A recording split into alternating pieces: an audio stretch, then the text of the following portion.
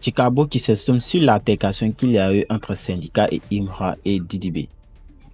Le leader de la team Peya, Zappa le requin, s'exprime sur ses relations avec Tamsi et Didibé.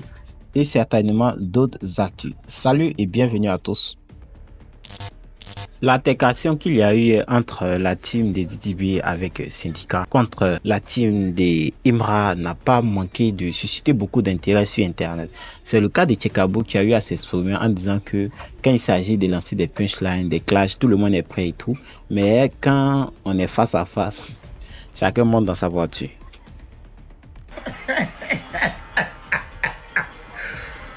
Je bouge sur les réseaux, dans les distracts, quand ça se croise, fa, monter dans la main.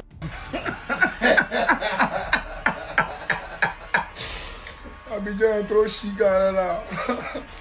Et sans que des jours là, ça a tiré.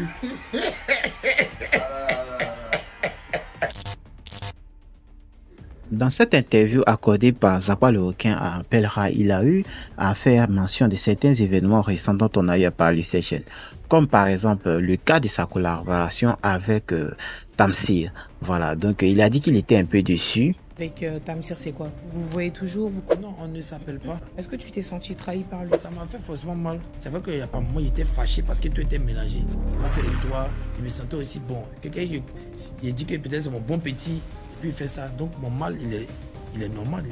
Il a à savoir sa relation avec Didibé. Pourquoi il n'a pas eu à partager le projet de Didibé? Bon, il n'a pas répondu ouvertement à la question, sauf qu'il a quand même invité les gens à prendre le ticket. Voilà.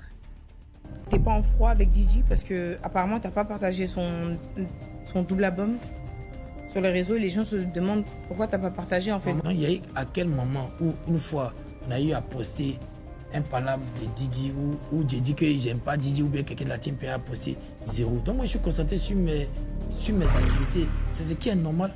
Je suis en train de perdre beaucoup de choses en même temps. Et qui me soutient dedans? Personne ne me soutient dedans, mais j'en fais à personne, parce que ce sont mes activités. Non, je me bats encore pour faire ressortir ma tête de l'eau. Ça, c'est un droit.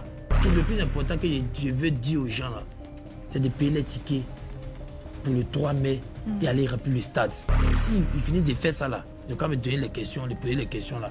Moi, concernant la relation qu'il y a Didibé ou la haine qu'il y a entre Didibé contre Imra, il a également mentionné que vraiment lui-même il est étonné. Et ce qui est bizarre, c'est que bon, comme les deux causaient au début, on ne sait pas réellement ce qui s'est passé entre les deux. Et puis bon, c'est arrivé à ce stade. L'histoire Imra Didibé. Mais vraiment, si on connaît l'explication exacte même de cette haine-là, je sais pas. Mais après, les deux causaient aussi, hein. Qui? Didi et puis Imra. Avant, voilà. Oui, les deux causaient, donc je ne sais pas. Ça, voilà. C'est qu'ils ont dit là-bas, mais c'est... Didibé était aujourd'hui à Friday Show aux côtés de Yasmine Reda et lors de son émission, il a eu à donner un avis qu'on devait partager ici, à savoir si tu as la possibilité d'aider quelqu'un qui se débrouille et tout, qu'est-ce que tu dois faire? Bon, ce message n'est pas simplement pour Didibé, c'est pour tout le monde. Et d'ailleurs, si vous avez regardé la vidéo jusqu'ici, peut-être ce message va s'adresser à vous. Voilà, donc voilà sa réponse. Si jamais vous devez aider quelqu'un qui était dans le besoin, voilà, qu'est-ce que vous devez faire? Ou bien qu'est-ce que vous ferez? Écoutez sa réponse. Quand quelqu'un veut vraiment quelque chose, il vous demande de l'aider. Soit vous ne l'aidez pas, soit vous ne mettez pas les bâtons dans ses roues, c'est tout. Parce qu'il va forcément arriver où il veut. Là. Donc c'est tout le conseil que je peux donner à ceux qui voient quelqu'un en train de grandir, quel que soit son potentiel, même si tu trouves qu'il est trop petit, faut pas lui mettre les bâtons dans les roues. Parce que forcément, si c'est un travailleur, il va arriver où il veut arriver. Donc faut jamais essayer ça, c'est tout. Il a également mentionné sa position qu'il occupe également dans l'industrie musicale.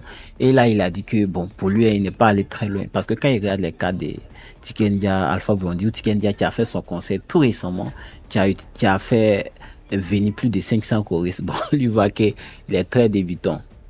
Les concerts, ça dépend de ton ambition. Hein. C'est ça. C'est quand nous, on regarde des légendes comme Tikendia, on se dit, ah mince, il y a encore quelque chose qu'il n'est pas imaginé. C'est ça. Tu vois, quand tu vois qu'il a amené 512, moi j'ai travaillé avec les gars de l'INSAC. En avant, on voyait que 20, À mon conseil. Ok. Lui, il le renvoie 512. Là, les amis, c'est la fin de la vidéo. J'espère que vous avez aimé. Si c'est le cas, likez, partagez. N'oubliez surtout pas de vous abonner à la chaîne pour ne pas manquer toutes nos prochaines vidéos. D'ici là, merci et à bientôt.